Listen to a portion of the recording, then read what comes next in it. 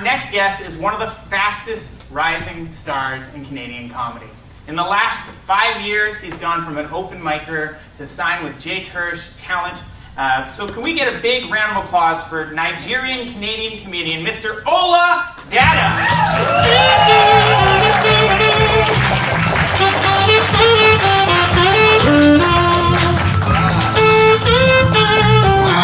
We got a saxophone intro. Damn.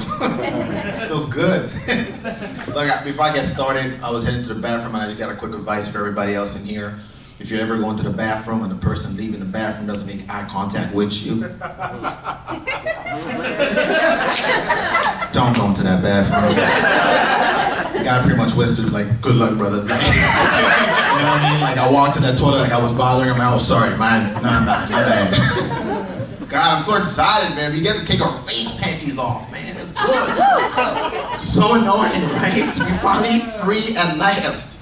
Out of all of this bullshit, I feel like at least we deserve a stat holiday for COVID. You know what I mean? Yes. Our manager's like, hey, listen, you're gonna show up to work? No, I'm taking my special day, man. Taking my day, brothers. Everything's all different now. Especially from two years ago. It's so different. I call everything from 2 years ago old world. I mean, we spoke a different language over there, man. You know? What I miss most from old world is the ability to release the sweet pleasures of a sneeze. Remember how good those were? It's like the only time in society you could be a little bit extra. And no one would ever judge you for that, no. You know, I'd feel a sneeze coming out and I'd be like, you know, like looking like Michael Jackson in the Thriller video with the moon coming out. I'm like, like one of those, man. Bless me. Right? If you see someone like trying to get mad at you for something, I'm like, hey, brother, I'm not gonna hold that in. You can die from that, okay? Like, I'm not gonna hold it for you. Back then, if you sneezed in public with zero medical background, someone's like, yeah, he's got COVID for sure. Get him the fuck out of here. Lock him up.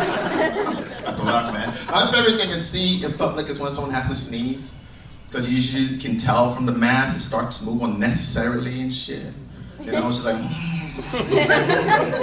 and then you finally find a safe spot to do it and they slide it over like a panty. And walk it off like nothing happened. It's so natural.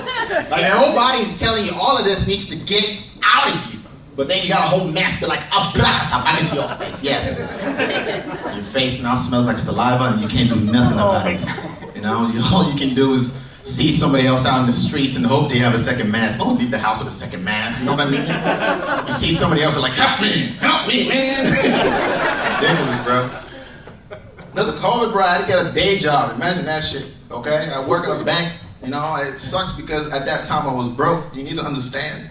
The worst part about working at a bank is being broke at the same time. Right? Because you're surrounded with cash that can change your life at any given second, but you can't touch that shit. No. So many cameras, bro. Like, you can't even fart without getting...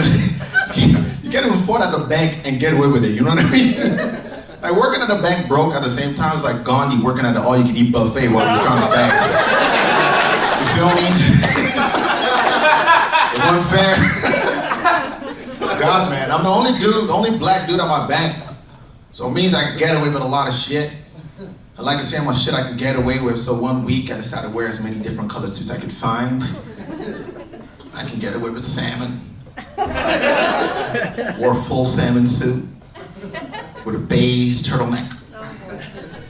And a do-rag on my head just because you need to understand this was uncomfortable for all of us, okay? I wasn't sure if I could get away with this shit or not. As I was walking to the branch, I looked through the glass windows, my manager looked at me, and I'm sure he was thinking, this is the day this brother robs the bank. We're defenseless, he knows everything. I walked in there, my manager's like, is this a part of the dress code? I'm like, you're my manager, you let me know if I can get away with this or not. I was walking around looking like a pimp in a strip club. Walking around like I backhand anybody got declined for a visa.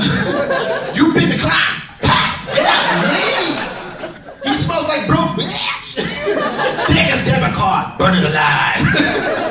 Now, my name is Ola Dada. Thank you so much, guys. One more big round of applause for Mr. Ola Dada. So Ola, you're from Fort McMurray, correct? Yeah. How did you get into comedy? How'd I get into comedy? Bruh, like, I think comedy chose me, to be honest, because I was just out drunk with some friends. Yeah? And then we heard people laughing downstairs, and I walked down there, and I asked the booker to put me on the show, and obviously she was like, nah. And then there was like 20 of us, and then she saw the amount of people, and she's like, well, you can come in if all your friends pay, and you can only do 3 minutes. I'm like, perfect. And did you do 3 minutes? I did 3 minutes. I don't remember those 3 minutes, but she booked me because she thought I was a comic from out of town. Oh, wow. And the rest is history. The rest is history, baby. And so recently you just signed with Jake Hirsch, and you have an album coming out in a few months, is that correct? Yes. It's called Dada. You can clap it for me. That's amazing. That's an amazing story. He's upstairs at a pizza joint. He hears laughter downstairs, and now he's a professional comedian. Yeah. And you studied at Capilano University? No, I dropped out of Capilano University. Yeah. How close were you to the end? No, I had like 6 courses left. And 6? Like, it wasn't even like I wanted to drop out because I was just so damn close. It's just school got mad expensive. You just ran out of money. I ran out of money. I'm like, you know what, these books ain't even worth it. So Ola Dada has a GoFundMe called Let Me Finish School. Program. Marketing. Started off with accounting though. Anyway. I was 4 courses away done from accounting. Hey, worth it. I just never finished. You know what I'm saying? These guys both took marketing and accounting. Thank you. One person got it. That's your dream. If you finish your degree, you can get drunk and watch my show every time. I have to do that though? Can I just do it when I'm graduating? Yes, you have to do that. No, actually, you can do it anyways. Speaking of going to school, your sister is in school for? She's a doctor, man. She's a full-time doctor. She deals with dead bodies and shit. Like. So what's it like at family gatherings? You know what? I think I've acquired enough success where my dad respects me. He looks me in the eyes and stuff when he talks to me now. So. There was a period where he didn't? Oh, no. Like, there was an obvious period where he did not support it.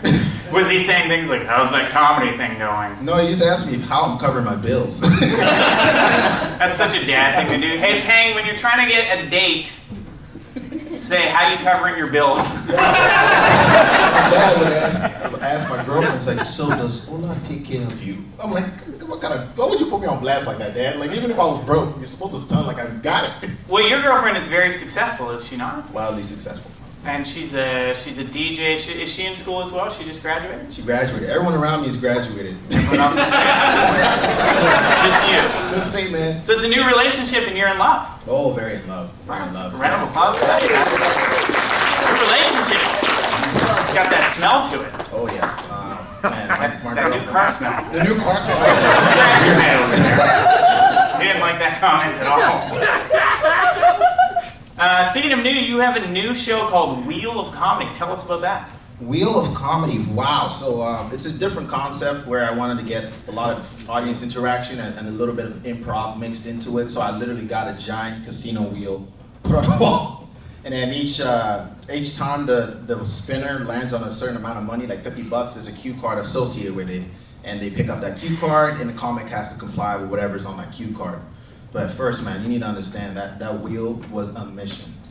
Like, I assume you didn't get it on Amazon. No, I got it on Facebook Marketplace. The roughest of places. Oh my God, if you ever need anything, just Google whatever you're looking for. Well, now, Facebook Marketplace is known for having like these awful transactions. Was that the case for you? Oh, it's terrible. This guy, he started off strong. He's like 175. I'm like, no, brother. I'm not a fool to the game. $100. Now, you guys are debating a price over a wheel of fortune. First of all, the images did not do it justice at all. Like, I'm thinking this is like this big. I'm about to go on the road with this wheel. I show up. It's like 6 feet by 6 feet, bro. Did you wheel it home? Oh, bro. I showed up with my hatchback. I'm like, nah, yo, it's not gonna fit. Like, if I put this on top of my car, it looks like my car got a sombrero on. So how'd you get it home? Bruh. Yo, actually, I got my poor girlfriend to grab her Mercedes, and I strapped it on top of her Mercedes. She is doing well, yeah. You got a Mercedes, you got a Mazda 3 with a sombrero on the top. Hey, baby, listen, I'm gonna make it, okay? Stick with me. Let's talk about your album coming out in May. As you mentioned, it's It's called Data Plan? Yes, Data Plan. And it's coming out on which album? I guess a production company. It's a 604 Records. So 604 Records, based out of Vancouver, yeah. I'm very excited to release it. It's coming out in May. Please stream it. I don't have a full-time job anymore. I need that money, please. Guys, let's support Ola Dada. Stream this